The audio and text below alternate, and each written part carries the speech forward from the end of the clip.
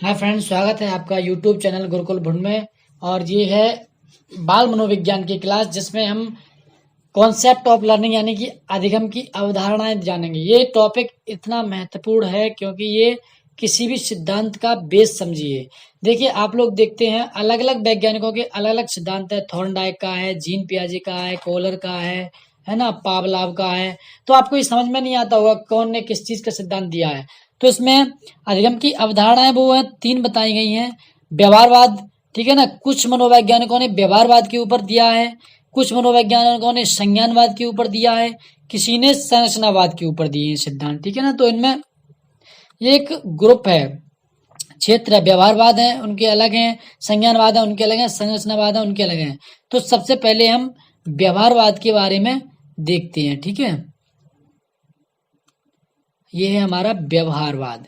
इसमें क्या होता है, इसमें जो है वस्तुनिष्ठता पर बल दिया जाता है। व्यवहारवाद में वस्तुनिष्ठता पर बल दिया जाता है। दोस्तों, यदि आपको हमारे पीडीएफ नोट्स चाहिए तो आप व्हाट्सएप नंबर जो स्क्रीन पर दिखाया जा रहा है 7354200455, उस पर आप मैसेज कर सकते हैं। आपको पीडीएफ टॉपिक वाइज भेज दी जाएगी। थॉर्न देखिए, व्यवहारवाद के अंतर्गत कौन कौन है। थॉर्नडाइक का संबंधवाद सिद्धांत, जेवी वॉटसन है तो बहुत सारे जो मुख्य मुख्य मैंने उनका उल्लेख यहाँ पे किया है। पावलाव का क्लासिकल अनुबंधन सिद्धांत, हल्का प्रबलन सिद्धांत, स्किनर का क्रिया प्रसूत अनुबंधन सिद्धांत और एडविन का गुथरी का समीपता अनुबंधन सिद्धांत। ये लोग जो है ये व्यवहारवाद पर जोर देते हैं। इनको अब हम एक एक से पढ़ेंगे। थॉर्नडाइक का संबंधवाद सिद्धांत, जेवी वाटसन का सिद्धांत, पावलाव का क्लासिकल अनुबंध सिद्धांत, हल्का प्रबलन सिद्धांत, स्किनर का क्रिया प्रसूत सिद्धांत। अभी आपको ये समझ में आ जाएगा। सी टेट के मैं आपको क्वेश्चन भी करवाऊंगा। C TET, MP TET, UP TET, TSSB, KVS, NBS, सारे एग्जाम्स में ये भी क्वेश्चन पूछा जाता है कि हल ने जो सिद्धांत दिया था या हल कौन से क्षेत्र के हैं, जैसे व्यवहारवादी हैं या संज्ञानवादी हैं या संरचनावादी हैं या इनमें से कोई नहीं। तो आपको ये चीज यदि पता होगी तो मैंने यहाँ पे एक इकट्ठा उल्लेख कर दिया है, व्यवहारवादियों का अलग किया है, ठीक है ना। ये देख सकते हैं आप, यहाँ पे इसका स्क्रीनशॉट भी ले सकते हैं। व्यवहारवादी हैं ये। थॉर्नडाइक का संबंधवाद सिद्धांत, ये व्यवहारवादी हैं। अब आता है संज्ञानवाद, ठीक है। संज्ञानवाद क्या होता है, इसमें मानसिक योग्यताओं तथा क्षमताओं पर अधिक बल दिया जाता है। संज्ञानवाद में क्या होता है, जो मेंटल एबिलिटीज होती हैं, मानसिक योग्यताएं होती हैं और कैपेसिटीज, उन पर अधिक बल दिया जाता है। इसके समर्थक कौन कौन है, कोहलर हैं, कोफ्का है, कोटलेवन है, मैक्स वर्दीमर है। इन्होंने भी अपने अपने सिद्धांत दिए हैं, अलग अलग सिद्धांत दिए। इनमें से कुछ इंपोर्टेंट है, कुछ इंपोर्टेंट नहीं है। तो मैं आपको अलग अलग अध्ययन करवाऊंगा। कोहलर का सिद्धांत, कोफ्का का, कोटलेवन का, मैक्स वर्दीमर, ये चीजें आपको तभी समझ में आएंगी। पहले आप इसका कॉन्सेप्ट समझ लीजिए कि व्यवहारवादी कौन कौन है, संज्ञानवादी कौन कौन है। आपको ये मेरे साथ भी ऐसा होता था कि कंफ्यूज हो जाते थे, समझ में नहीं आता था। कहीं पावलाव का सिद्धांत आ गया, कहीं कोहलर का सिद्धांत आ गया, कहीं किसी का सिद्धांत आ गया। क्वेश्चन जब मैंने देखे पेपर्स में कि इनमें ये भी पूछा जाता है कि इनमें से व्यवहारवादी कौन है, निम्न में से संरचनावादी कौन है, दे दिया आपको कोहलर, जीन पियाजे, कोटलेवन, मैक्स वर्दीमर। तो ऐसे उसमें आपको एक क्वेश्चन का आंसर छांटना होता है। तो ये चीज हमको सबसे पहले भली भांति जान लेनी चाहिए, ठीक है। अब हम देखते हैं संरचनावाद। इसके अंदर जीन पियाजे हैं, जीन पियाजे ने संज्ञानात्मक विकास का सिद्धांत भी दिया था, ठीक है ना, जीन पियाजे। अब हम देखते हैं संरचनावाद। संरचनावाद क्या होता है, इसमें मस्तिष्क की क्रियाओं तथा लगातार प्रयास पर अधिक बल दिया जाता है। इसमें आपने देखा होगा कुछ सिद्धांत है, विलियम वुंट का है, टीचनर का है, गार्डनर का है, ब्रूनर का है। ये लोग बार बार अभ्यास ऐसे बताया, करत अभ्यास के जड़मत होत सुजान रसरी आवत जाते शिल पर प्रत निशान, ठीक है। तो वो लगातार प्रयास पर बल दिया गया है संरचनावाद में। तो इसके अंतर्गत कौन कौन आते हैं, ये मनोवैज्ञानिक हैं, वो इसके अंतर्गत आते हैं संरचनावाद के अंतर्गत, ठीक है ना। तो ये आपको अब सरलता हो जाएगी कि कौन सा मनोवैज्ञानिक ने किस सिद्धांत का आपको वर्णन किया है, ठीक है। तो इनको हम एक एक से पढ़ते जाएंगे अगली क्लास में। आप यदि नए हैं चैनल पर, तो चैनल को सब्सक्राइब जरूर कर लीजिए और अपने फ्रेंड्स में शेयर कर दीजिए, ठीक है। चलिए, अब यहाँ पर कुछ हम शब्दावली देखते हैं। हम प्रत्येक क्लास में आपको शब्दावली देखेंगे। ये यहाँ पे लर्निंग डिसऑर्डर है, ठीक है ना, यानी कि सीखने संबंधी जो बीमारियां हैं इनको हम एक नज़र में देख लेते हैं।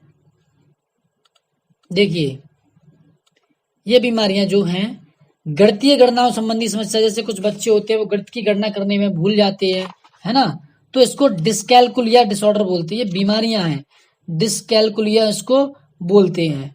पढ़ने संबंधी समस्या को डिसलेक्सिया बोलते हैं। ये भी क्वेश्चन आते हैं, जरूर आते हैं, आपने देखा ही होगा।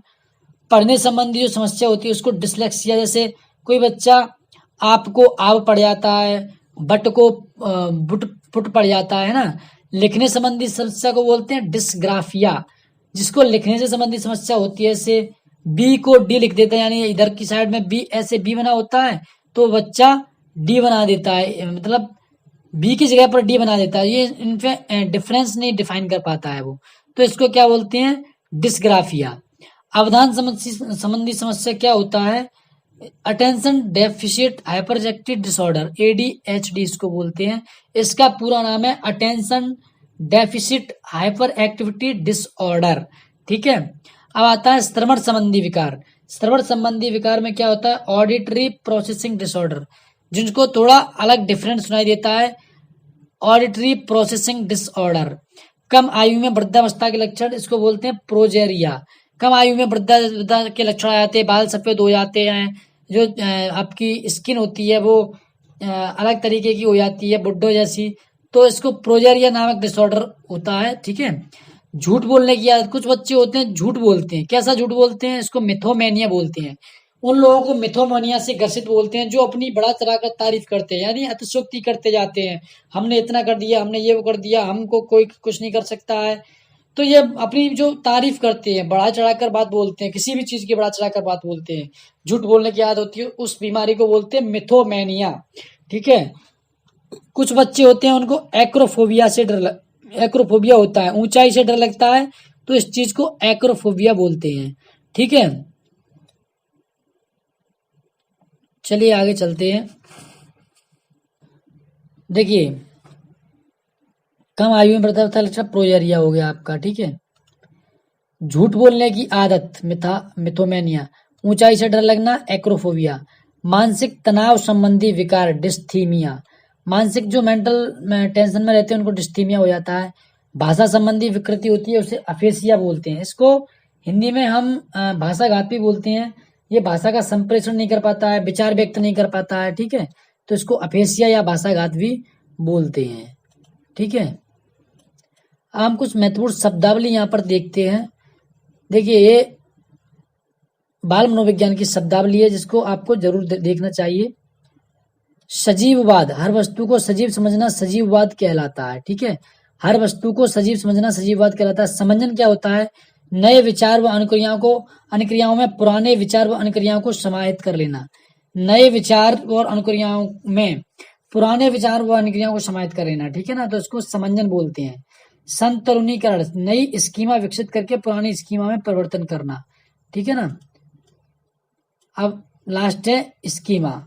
स्कीमा का मतलब है एक मानसिक संरचना जो सामाजिक संज्ञान को निर्देशित करती है। एक मानसिक संरचना होती है जो सामाजिक संज्ञान को निर्देशित करती है। तो दोस्तों, यदि आपको समझ में आया हो तो चैनल को लाइक कीजिए और सब्सक्राइब कीजिए, और ऐसे ही हम अगली क्लास लेकर